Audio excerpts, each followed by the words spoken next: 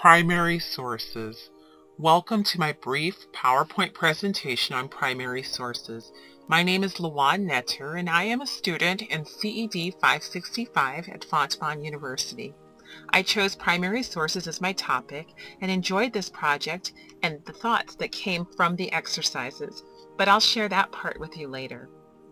First, allow me to explain what it means to have a primary source. According to the Princeton University's reference desk, a primary source is a document or physical object which was written or created during the time under study. These sources were present during an experience or time period and offer an inside view to a particular event.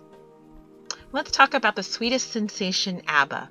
If I were looking for primary sources for ABBA, I would be focusing my effort between the years of 1972 and 1979.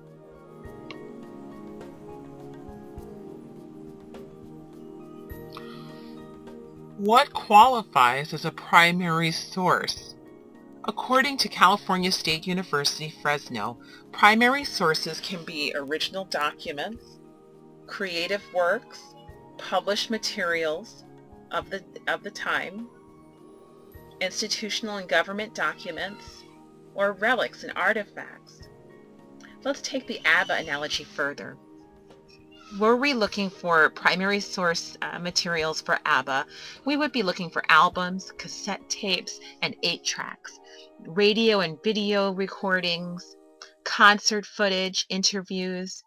We'd even look for concert costumes, ticket stubs, images of the band in the form of press releases, posters, advertisements, fan mail, concert venue maps, even permits for the event. You get the picture. But we wouldn't stop there. We would also look for articles from those who disliked ABBA and all they stood for at the time. I think you get the picture.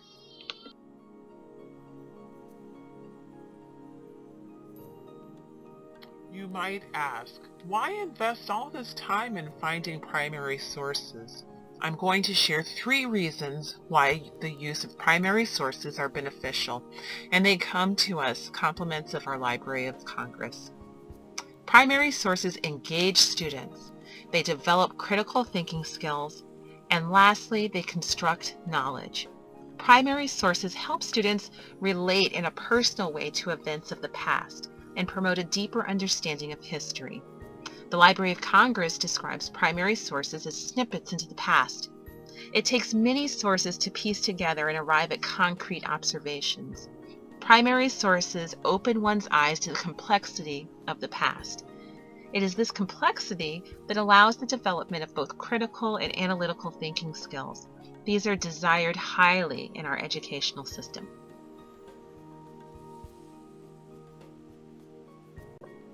Here's the part I enjoyed the most, thinking about the future of primary sources. I think about this large digital landscape we're creating with every push of the button. There are blogs, vlogs, message boards, Facebook, Instagram, chat in all its forms. We have digital conversations, move our data from here to there. Think about the digital mountains we're creating. I just think one day we're going to want to excavate them. It's our nature to want to know where we came from.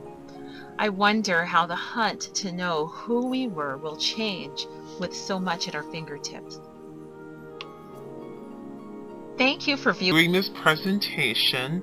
I have included links to websites with lesson plans, archives, and ones which might inspire you to use primary sources to create a digital story. The University of North Carolina School of Education had a nice worksheet to aid students analyzing primary sources. Click their icon to reach that document.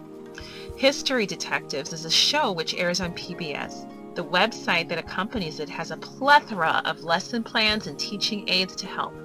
2 in particular that I really enjoyed reviewing was the one on archives, using archives, and the one on finding and analyzing primary sources. You can reach both of those by clicking the History Detectives button. Digital History is a pretty cool site full of American primary source materials. It's pretty extensive. I was impressed with it. And lastly, my favorite link, which is not a primary source link, but it's a tool you can use once you've gathered your primary sources and you've analyzed your primary sources and you've come, to some conclusions, or you've come to some, observations. You can create a digital story. And this website right here has loads of lesson plans and can guide you through that process. I hope I've inspired you. Thank you for listening. Have a wonderful day. Let's get to using those primary sources.